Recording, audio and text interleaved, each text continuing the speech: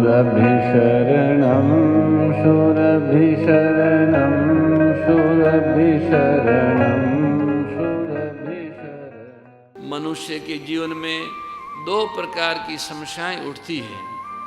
एक तो ये कि संसार में कुशलता पूर्वक शरीर का निर्वाह कैसे हो, संसार का जो कार्य है वो कुशलता पूर्वक कैसे संपन्न हो, और दूसरा संसार के बंधन से मुक्त होकर अपने को अविनाशी रसरूपी जीवन कैसे मिले। ये दो बातें हुई। पहली बात, संसार में कुशलता पूर्वक जीवन निर्वाह कैसे हो, शरीर निर्वाह कैसे हो, उसमें परिवार भी आ गया, सब आ गए, उनका निर्वाह कैसे हो। और दूसरा, संसार के बंधन से मुक्त होकर अविनाशी रसरूप जीवन को कैसे प्राप्त करें। ये दो समस्या है। संत वाणी में ये बताया है कि प्रत्येक मनुष्य को स्वधर्म और शरीर धर्म का पालन करना चाहिए। शरीर धर्म है और स्वधर्म है। किसी को किसी प्रकार से क्षति न पहुंचाना, यथासंभव सर्वहितकारी कार्य में शारीरिक शक्ति लगाना और सबके प्रति सद्भाव रखना, ये शरीर धर्म है। इससे राग निवृत्ति होती है।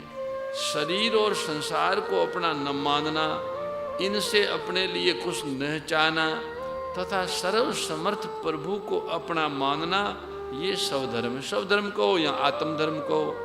तो आत्मधर्म के पालन से योग, बोध और प्रेम से अभिन्नता होती है, और शरीर धर्म के पालन से राग की निवृत्ति होती है। अब जिसका संपादन अपने द्वारा हो, ये दोनों बातें अपने द्वारा ही हो सकती है। शरीर धर्म का पालन भी हम कर सकते हैं और आत्म धर्म का पालन भी हम कर सकते हैं। तो जिस धर्म का संपादन अपने द्वारा हो, उसमें केवल तीन बातें हैं। पहली बात है, ज्ञान के प्रकाश में अनुभव करे कि सृष्टि में मेरा व्यक्तिगत कुछ नहीं है, मेरा कुछ नहीं है। ये पहली बात है। दूसरी बात है, ज्ञान पूर्वक इस बात को स्वीकार करे कि सभी कामनाएं पूरी नहीं होती। मतलब विचार करके अच्छी तरह से कि आज तक सभी कामनाएं किसी की पूरी हुई नहीं, कुछ कुछ पूरी होती हैं। जब कामनाएं सब पूरी होती ही नहीं है तो मुझे कुछ नहीं चाहिए। ये दूसरी बात है।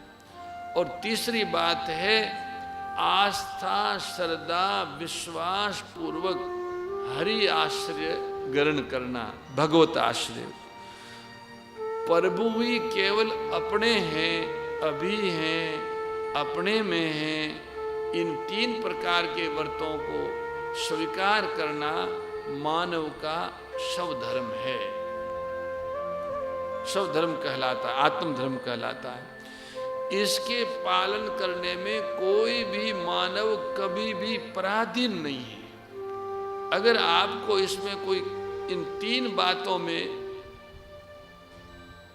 कठिनाई दिखे, तीन बातों को मानने में कोई कठिनाई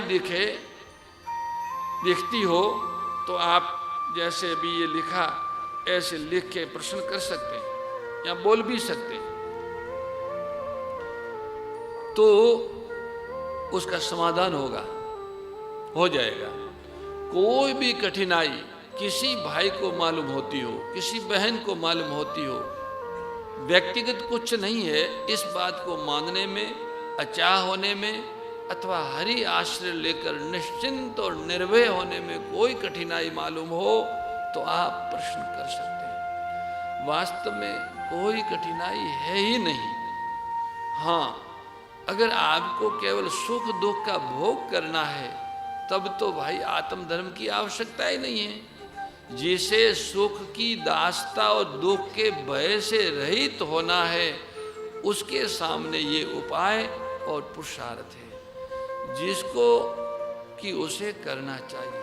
इसी को कहते हैं स्वधर्म अथवा सत्संग। सत्संग इसी का नाम है। सत्संग इन तीन ही बातों का नाम है। कौन सी तीन बातें? ज्ञान के प्रकाश में अनुभव करना कि सृष्टि में मेरा कुछ नहीं है, विचार पूर्वक ये निश्चय करना कि मुझे कुछ नहीं चाहिए, और विश्वास पूर्वक प्रभु को अपना स्वीकार करना, ये 3 बातें ही सत्संग है। ताकि भले लंबी चौड़ी उम्र भर बातें करते रहो, सत्संग सवधर्म में स्वयं को करना है। सदग्रंथ, संतवाणी, शास्त्र आदि सत्संग की दिशा देते हैं, संकेत देते हैं। सत्संग स्वयं करना है। सोने से पहले और जागने के बाद इन 3 बातों का ही विचार करना है, मनन करना है, स्वीकार करना है। शरणम शरणम शरणम